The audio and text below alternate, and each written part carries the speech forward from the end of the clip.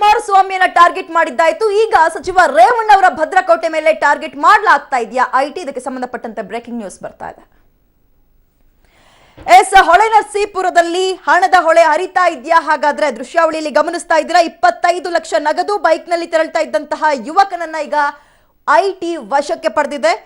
ಹಳ್ಳಿ ಮೈಸೂರಿನಿಂದ ಹೊಳೆನರಸೀಪುರ ಕಡೆಗೆ ಬರ್ತಾ ಇದ್ದ ಯುವಕನನ್ನ ತಡೆದು ಐಟಿ ಈಗ ವಶಕ್ಕೆ ಪಡೆದಿದೆ. ಈಗ ಮಾರ್ಗದ ಮಧ್ಯ ಆ ಯುವಕನನ್ನ ತಡೆದು 25 ಲಕ್ಷವನ್ನ ವಶಕ್ಕೆ ಪಡೆಯೋದ್ರ ಜೊತೆಗೆ ಯಾರ್ದಿ ದುಡ್ಡು, ಎಲ್ಲಿಂದ ಬಂತು, ನೀನ್ ಎಲ್ಲಿಂದ ಬಂದೆ, ಇಲ್ಲೇನ್ ಕೆಲಸ ಮಾಡ್ತಾ ಇದ್ಯಾ, ಇದು ಎಲೆಕ್ಷನ್ ತಂದಿರುವಂತಹ ದುಡ್ಡ, ಹೀಗೆ ಹಲವಾರು ಪ್ರಶ್ನೆಗಳನ್ನ ಆ ಯುವಕನನ್ನ ಐಟಿ ಅಧಿಕಾರಿಗಳು ವಿಚಾರಣೆ ನಡೆಸ್ತಾ ಇದ್ದಾರೆ ವಶಕ್ಕೆ ಪಡೆದು. ಇಷ್ಟು ದಿನ ಐಟಿ ದಾಳಿ ಮಾಡಿದ ತಕ್ಷಣ ಇವರು ಟಾರ್ಗೆಟ್ ಮಾಡಿನೇ ಮಾಡ್ತಾ ಇದೆ, ಬಿಜೆಪಿನೇ ಮಾಡಿಸಲಾಗ್ತಾ ಇದೆ, ಹೀಗೆ ಸಾಕಷ್ಟು ಆರೋಪಗಳು ಕೇಳಿ ಬರ್ತಾ ಇತ್ತು. ಅದಕ್ಕೆ ಪುಷ್ಟಿ ನೀಡುವಂತೆ ಕುಮಾರಸ್ವಾಮಿ ಅವ್ರನ್ನ ಟಾರ್ಗೆಟ್ ಮಾಡಿದ್ದಾದ ಮೇಲೆ ಈಗ ಸಚಿವ ರೇವಣ್ಣ ಭದ್ರಕೋಟೆ ಮೇಲೂ ಕೂಡ ಐಟಿ ಕಣ್ಣಿಟ್ಟಿದೆ. ಹೊಳೆನರಸೀಪುರದಲ್ಲಿ ಹಾಗಾದ್ರೆ ಎಲೆಕ್ಷನ್ ಹಿನ್ನೆಲೆಯಲ್ಲಿ ಹಣದ ಹೊಳೆ ಹರಿತಾ ಇದೆಯಾ, ಹೀಗೊಂದು ಪ್ರಶ್ನೆ ಕಾಡ್ತಾ ಇದೆ. 25 ಲಕ್ಷ ನಗದನ್ನ ಇಟ್ಕೊಂಡು ಬೈಕ್ ನಲ್ಲಿ ಒಂದು ಹುಡುಗ ಹೋಗ್ತಾ ಇರ್ತಾನೆ ಯುವಕ. ಆ ಯುವಕನನ್ನ ಐಟಿ ಅಧಿಕಾರಿಗಳು ತಡೆದು, ನೀನ್ ಎಲ್ಲಿಂದ ಬಂದೆ, 25 ಲಕ್ಷ ಎಲ್ಲಿದು, ಎಲೆಕ್ಷನ್ಗಾಗಿ ತಂದಿದ್ಯಾ, ನೀನ್ ಯಾರು, ಹೀಗೆ ಸಾಕಷ್ಟು ಪ್ರಶ್ನೆಗಳನ್ನ ಕೇಳ್ತಾ ಇದ್ದಾರೆ. ಕಾದು ನೋಡ್ಬೇಕು ಯಾವ ಹಣ ಇದು, ಯಾಕೆ ಐಟಿ ಅಧಿಕಾರಿಗಳು ಕುಮಾರಸ್ವಾಮಿ ಅವರನ್ನೇ ಅಥವಾ ಮೈತ್ರಿ ಸರ್ಕಾರವನ್ನೇ ಟಾರ್ಗೆಟ್ ಮಾಡ್ತಾ ಇದ್ದಾರೆ ಅಂತ.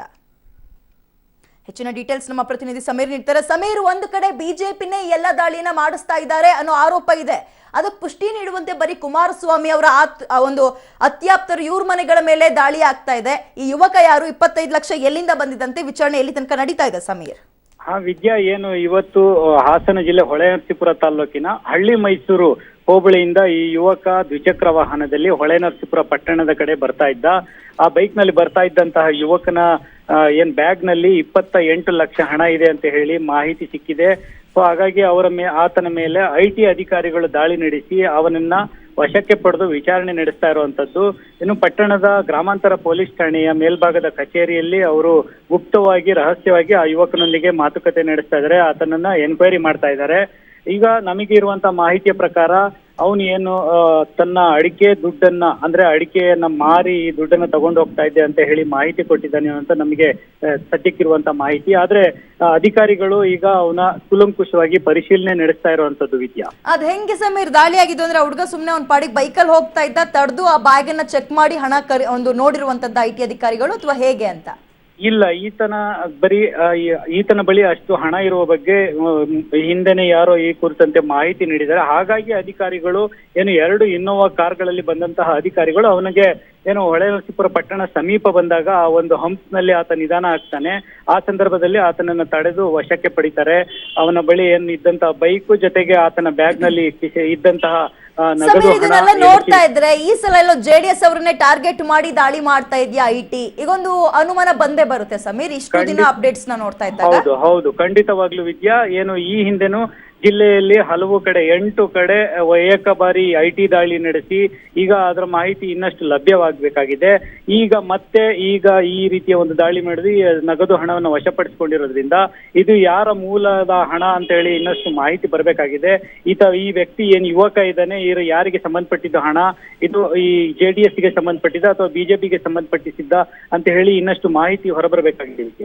ಸುಮಾರು ಎಷ್ಟು ವರ್ಷ ಇರ್ಬೋದು ಆ ಯುವಕನಿಗೆ ಸಮೀರ್? ಈ ಯುವಕ ಏನು ಮಧ್ಯ ವಯಸ್ಕ, ಸುಮಾರು 30 ರಿಂದ 35 ವರ್ಷ ವಯಸ್ಸಿನ ಯುವಕ. ಸ್ಪೆಂಡರ್ ಬೈಕ್ ನಲ್ಲಿ ಆತ ಈ ಒಂದು ಬ್ಯಾಗ್ ಅಲ್ಲಿ ಹಿಡ್ಕೊಂಡು ಆತ ಹಣ ಇಟ್ಕೊಂಡು ಬರ್ತಾ ಇದ್ದಂಥದ್ದು.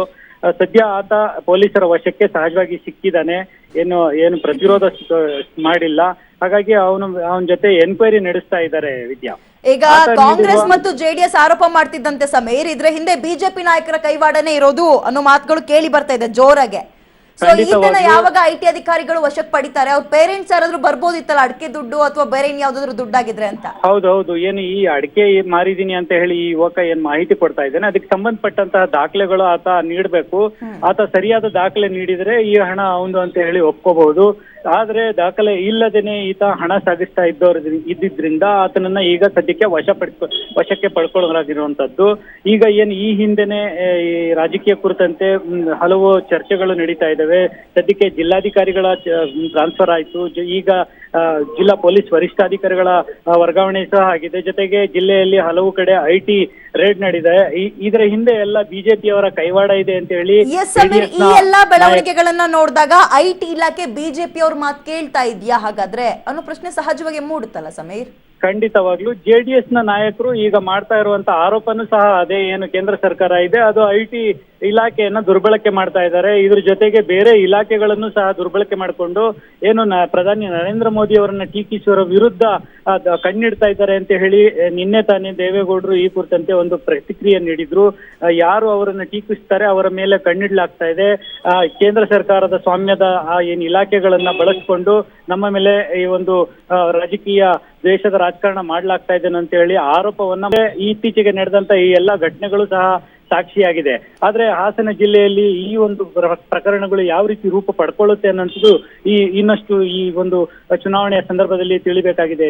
ಸಮೀರ್, ಸುಮಾರು ಎಷ್ಟೊತ್ತಿಗೆ ಐಟಿ ಅಧಿಕಾರಿಗಳು ಆ ಹುಡುಗನ್ನ ವಶಕ್ಕೆ ಪಡ್ಕೊಂಡಿರೋದು, ಆ ಯುವಕನನ್ನ ಸಮೀರ್? ಇಂದು ಏನು ಬೆಳಗ್ಗೆ 11:30 12 ಗಂಟೆ ಸಮಯದಲ್ಲಿ ಆತ ಹಳ್ಳಿ ಮೈಸೂರು ಅಂದ್ರೆ ಹೊಳೆನರಸೀಪುರ ತಾಲ್ಲೂಕಿನ ಹಳ್ಳಿ ಮೈಸೂರು ಹೋಬಳಿ. ಜೆಡಿಎಸ್ ನವರು ಏನಾದ್ರು ಪ್ರತಿಕ್ರಿಯೆ ಕೊಟ್ಟಿದ್ದಾರೆ ಇದಕ್ಕೆ ಸಂಬಂಧಪಟ್ಟಂತೆ?